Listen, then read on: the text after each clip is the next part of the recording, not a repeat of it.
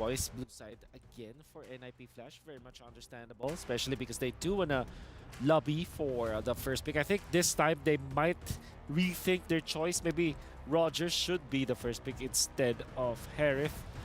Still one of the most picked slash worst performance hero, right? What, the Harith? Yeah. Yeah, it is one of the top It's one of the low percentage win rates right now. Number one, actually. Number one. Number Just one. to really throw some Harith, salt yeah. in there on the Harith players right now. Fredrin, most used hero for Hades. And this goes back to when he was playing in MPL Indonesia. Well, not this stat, actually. This was the stats that we're seeing are from MPL SG. But when he did play for Geek Fam in MPL Indonesia, did play a lot of Fredrins in there. So Hades can pull out the utility jungle. It's For not, sure. It's nothing that he's a slouch on at all. Absolutely which not. maybe could be the answer here. Maybe not the Fredrin. It hasn't been performing amazingly, but we've seen a lot of teams pick up the Basha. We've seen, you know, different combinations come in. I definitely think they shouldn't count it out when they're going up against Homebois here. I like the Roger first pick, if that will be the case for NIP Flash, but they still go for Harith. So, you still go Roger. Yeah. I mean, no reason to change it up, right? And then, I mean, honestly, for Homebois, with that kind of, I would say good showing of the draft. I feel like if they're going to switch it out, I feel like they're just going to switch out maybe one or two heroes. But I still feel like Roger Ruby will be very solid here. Yeah, I think NIP Flash wants them to switch it up, and I think Homeboy's the right choice. Yeah, just keep it. If they want to pick the same, we pick the same. They just beat them with it, and they beat them comfortably with it. And it wasn't just, yes, Chibi played a great game, but everyone else as well were able to carry with the heroes that they had. But this time, Homeboy is going to lock in the Hayabusa early on in the first picks. Hayabusa. You're even incentivized to go for somewhere along the lines of a Minotaur as well as a Tigreal now for NIP Flash. The Kaja didn't work. Right now we have a quote coming in from NIP Flash Diablo. The most threatening in Homebois is Chibi as well as Zorn. But I would say more on Chibi. Zorn can be shut down. Just don't give him the momentum, man. Looking at game number one, I would say they did exactly that. Martis! We haven't seen this one for quite a while, so this is the 78th hero? This probably is. We're getting closer to 80, boys. Closer to 80. Oh, man. A Cho and a Martis. I don't know how to feel about this. This is like, if you're Zorn, you're so tempted to go for a Kufra. And this particular matchup. It does give them some aggressiveness in the early game, though, if they want to try to go for an invade. I think Martis, we haven't seen him at all in MSC yet. Was that his debut pick, right? That's what you just said, LaFell. And I think if there's a jungler pick that can survive in the new revamped enemy jungle and possibly pull off a kill, it could be the Martis with the decimation or something like that, especially with the Cho behind him. If they can put a nice aggressive mid laner, could be the answer. Vexana is the choice here for Homebois. Reckon they would go for another sustain hero for Sapat, so that they will have a good synergy. I'm still curious about this Martis because I don't think that it's one of the strongest heroes out there. No. And most importantly is third pick. There's the Faramis, but it is actually banned by Homebois, which I thought they could have used. Especially that is an answer to the Martis. Martis doesn't like to play against Faramis because you just cannot decimate people. I don't know. I mean, here's the thing. I watch MPLSG. Sometimes they do this thing where they put Martis mid lane. I don't think they'll be doing it for this game. Dude, trust me. MPLSG is quite the ride, right? In terms of spicy pickups, they do have a lot of spicy pickups. But now, the Farum is getting banned out. For NIP Flash, should they be focusing more on Zorn or Sapat? Sure. With that being said, Edith kind of hits both. Yeah. Edith is a great ban because it's an open, like I said. Arlet may be the next one. Get rid of the Grok again, maybe too. Oh yeah, the Grok also. It's a Harry. Grok's a nice. You get the passive and everything to nullify the CC coming from the Cho and the Martis, so it could be a solid answer. Nana, very interesting ban here. Okay. Oh, sorry. These are heroes that might be able to counter the assassins, right? I would suggest Aurora for NAP Flash. It's gonna be great for Curtizi. Aurora and Cho, so much lockdown in that. Can deliver also the damage. At the same time, you're looking for a Shredder because you already have your sweeper, right, with a Martis. You're looking for a constant source of damage, which could come from Farsa, for example, which we know Kurt also uses a lot. It's definitely up in the air right now. NIP Flash, I think, again, for me, I think Zorn's a major Kaja. problem. They got to watch out for him. They get rid of the Kaja, which Kaja definitely can be a problem to the Martis, can be a problem even to the Cho when you try to dive in, or can catch the Herethos. So covering their bases, Homeboys on first pick here, need an EXP laner, need a roamer. Arlott. You get a little bit of both. Exactly. A little bit of both. Yep. A great fourth pick, Great fourth honestly, pick, because it gives them so much flex for that fifth. Somewhere else, Ruby, somewhere along the lines of Ruby, but Arlott is actually the best because you provide so much for your team. But I think you're stuck with Aurora now if you're an NIP Flash. And then you're looking for an EXP lane that can match up. Teresa's still open. Ooh. Makes a lot of sense versus the Arlott. Not much about it against Roger. I wonder if NIP Flash are considering the CC actually. CC provides you the physical damage in the latter portions of the game and also cannot be easily killed by the members of Homeboys. And also can kite along with the Roger pretty well, can kind of dance back and forth. But wait, is that it? Is this what you were talking about? Julian mid lane, Julian actually no. Yep. Or this mid lane Martis. Nah. I feel like this is mid lane Julian for sure. At one point, 77% win rate. It should be a mid lane Julian. I do feel like that should be the case. And NIP Flash, they want to double down. It's like we still like to brawl, so this might be a good lineup to go up against Homeboys.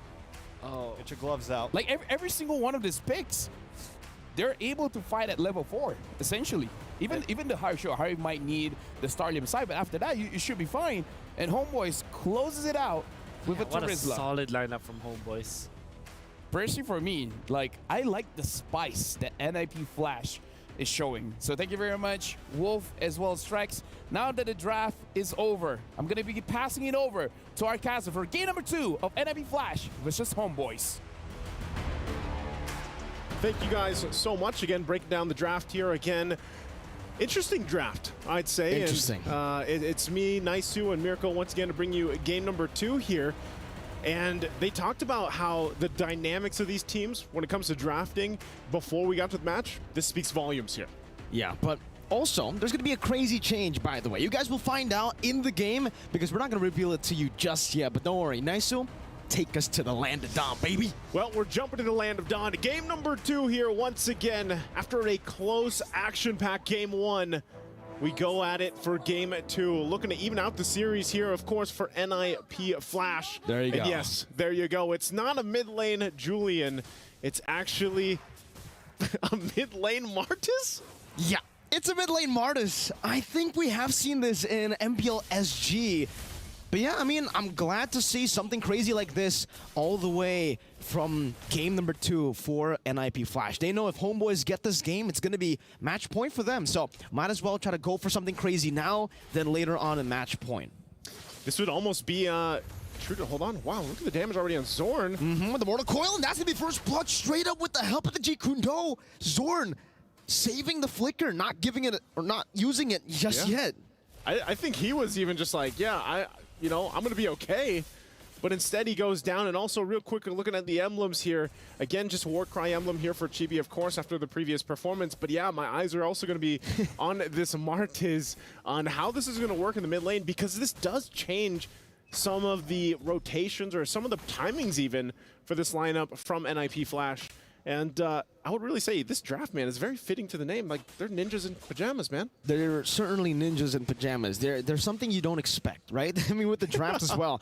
I feel like the idea is, if Homeboys wants to brawl, sure, let's brawl with them. Because that's what the Martis is meant to do in these brawls. Vanix, though, taking a wrong step forward, now punished instantly by the Chain CC and the Lycan Pounce. JPL, no way to actually go in towards Zorn or Nets, so he'll have to just concede that one kill back to Homeboys. That's a good pickup, though, too. You know, Nets getting that early kill already in the gold lane. is going to help out with the matchup against the Harith. Of course, you know, lane-wise, it can be either or, but Turtle's up now. Objective for the taking here, and that's just going to be NIP Flash securing it very easily. So again, trading here, top lane. Get the flicker out from Diablo, so no dice there on the top. Just a flicker. Diablo knows better than to take on Sapad, especially with the help of Udil there. Chain CC, very, very easy to do with Homeboys' composition. But we do have a game fact here. From MSC 2017 until now, chose the most picked hero. With this pick as the 158th, recording over a 56% win rate from the start of MSC. That's, I don't know, we got to give him like a MSC skin or something. An MSC skin? he needs one. At this point, he's Mr. MSC. You know, and with the recent change to the show, I feel like that's really what put him in a position where when we made that transition to like old meta to where we are now, he fits so well in it because, you know, we've seen this so many times where it's all about the fighting. It's all about these skirmishes early on. Just like this mid. Shadow kill into the mid lane or just the quad shadow. No shadow kill. He didn't use it. Curteasy, Greymore to coil to actually escape from it, utilizing the CC in his kit and then flickering out. Good defense. But, you know, again, Chibi can actually just visit the lane again and possibly get the next kill. Also, really, when Chibi does get the Sky Piercer, I'm not sure if he's going to follow the exact same build as previous. But once that's online, then it gets, you know, a little bit more scary, especially when you're on a Martiz sitting in the mid lane. So we find ourselves once again kind of at a stalemate until 30 seconds. This Turtle's going to come up here. You can see already placements too. Zorn waiting patiently there.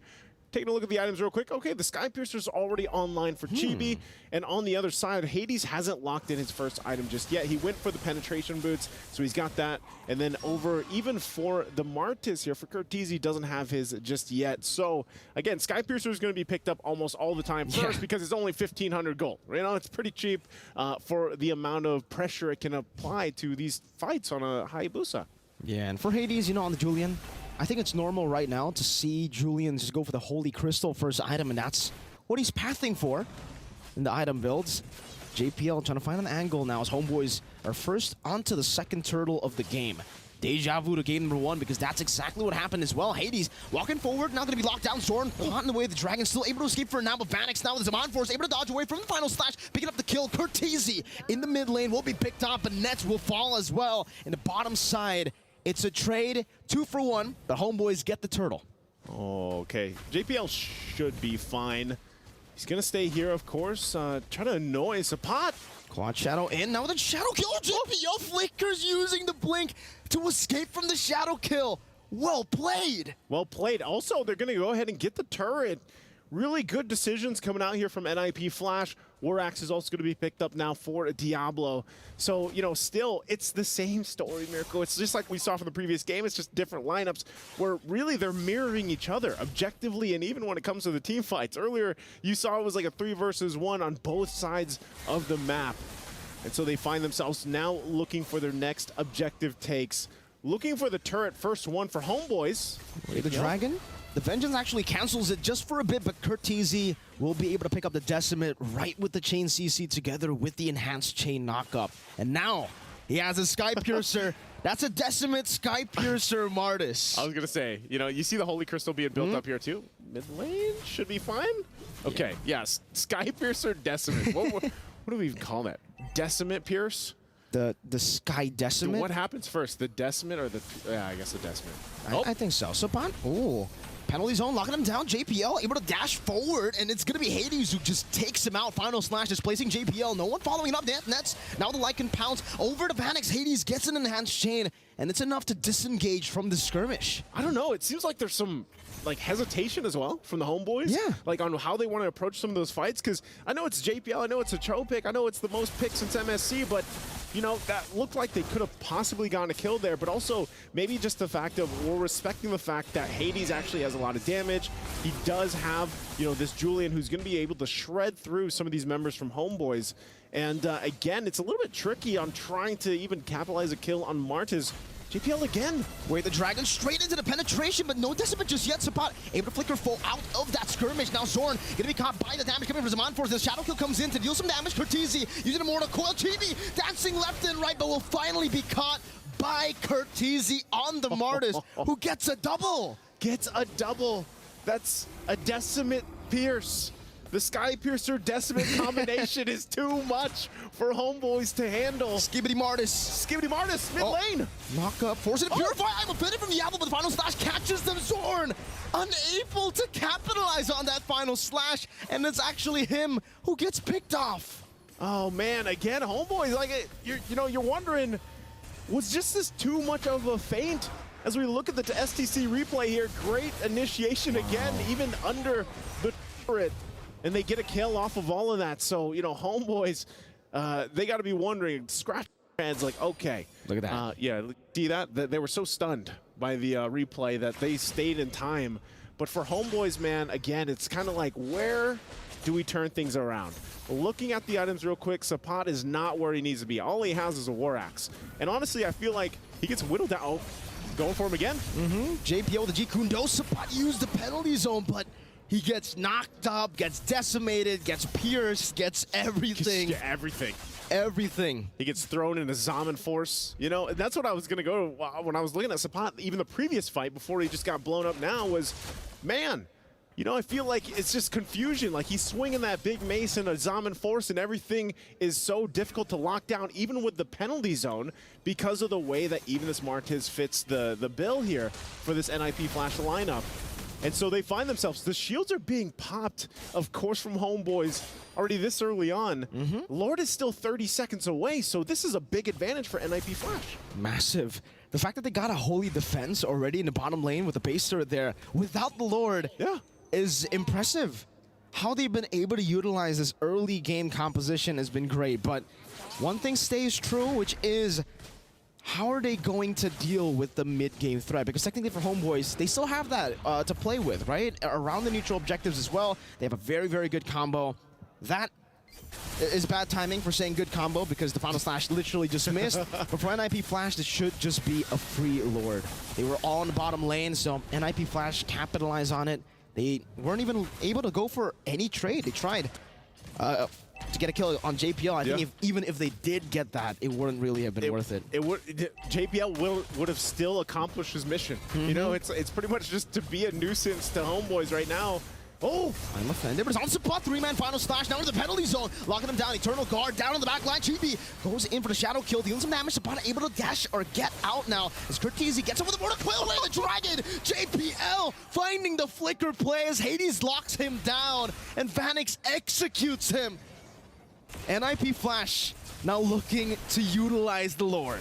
This is, again, so impressive what they've been able to accomplish with this lineup. And man, I don't know, my personal MVP already is going to be JPL here because he has been a nuisance to Homeboys. And now Lord making its way on the bottom side. They're going to try to defend. JPL going to go in again. Good Terrify, but he wants to bait out some of these resources. 2-man G Kundo. He's bought enough time, but Diablo is going to be caught with the final slash. Able to find the Donor Wolf King, but will not be able to escape. Sapat penalty zone, locking Vanix down, but he does still have the Zaman Force, and the Decimate gets rid of him. Curtizi looking for one more. TVO going to be caught by the Decimate, but the Piercer doesn't execute him. He's still able to get out with the Quad Shadow, but they have cracked the base open. That's one base turret in the bottom lane taken down. Okay, Homeboys gonna be okay. STC replay here. You're looking at JPL goes in, trying to just actually force this. He's supposed to die in the exchange there, and then they want to get that turret. And they probably could have got a couple kills, but instead they have to go on the defensive. Good try there from Homeboys to even cap out on some kills. But ultimately, it's Chibi that survive. And with that, again, they bought themselves some more time. JPL goes in with Conceal, is not going to find anything. Gets information, though, here, at least for this purple buff. And Homeboys, I mean, you're looking at it, they're kind of forced to stay together because of what JPL's capable of doing. Not just JPL, Diablo, too. Whenever that flicker is available, he's been doing it time and time again. The I'm Offended flicker combination on this Ruby has been hell to deal with for Homeboys. So now finding themselves once again on this defensive mode. It's more so like we just got to farm up. BOD was just picked up here, but I don't know, man. How much time does Homeboys need to equalize things here? I don't know. I think it really depends on Nets. But even then, he's actually opted to go for a little bit more of a defensive utility build with a Thunder build. Yep. And the Endless Battle First item. That's a build that I don't really see too often. So already a very interesting build path. But speaking of interesting, Hunter Strike, normal. Sky Piercer, normal. Queen's Wings, third item, by the way, for Kurt Teasy. So his plan is, I go in, I get a kill, and hopefully I get out. Hopefully I get out with the wings, but also the mortal coil. Like that. And that's what I'm saying. The way team fights go, it's really difficult for Homebois because they're. If you're looking at the lineup from NIP Flash, it's like, how do you catch some of these guys? You know, they're literally, again, it's ninja-like in a way, and they're going to be able to go ahead and just get this Lord because Homebois, it's so difficult for them to fight. They're way too late to approach this. I'm not sure. Diablo could possibly force a situation, but they don't. They take the discipline route. They're like, you know what? We're going to go ahead, wait for the Lord to come in. We got 2 base turrets to knock down from Homebois, and then here we are 1-1 in the series. They could possibly be a game-winning push here. Depending on how this goes, they're probably going to take the purple buff as well. Divine Glaive now locked in too for Vanix. So for Homebois, I'm really just thinking here, you know, 8,000 gold behind. You somehow need to withstand the pick-off potential that's going to be forced from NIP Flash as they kind of just have to watch. Oh, hold on, Zorn. And that's Shane canceling out that final slash, but for them, it's all about utilizing the Lord, right? They don't want to get too aggressive, but right as I say that, that's a conceal from JPL. Over to Jikundong, possibly onto Udil, uses the Shunpo, and he was able to zone them away from that base turret. Easy take for NIP Flash, as now they're looking for the final base turret up top. Chibi sent to deal with it. Hades now looking for it. Shadow kill used up, but the winner crown is there. Chibi dashes forward. Watch out, JPL with a Way of the Dragon, and Diablo takes him out. Final penalty zone onto 3 members. That's going to enhance Shane to knock them up straight into Vanix's damage. On this Hunt Force, Vanix going wild. Getting the triple kill as Kurt Teasy goes godlike. NIP Flash 1-1. And ladies and gentlemen, we have a series on our hands. Man, like true ninjas in pajamas, NIP Flash.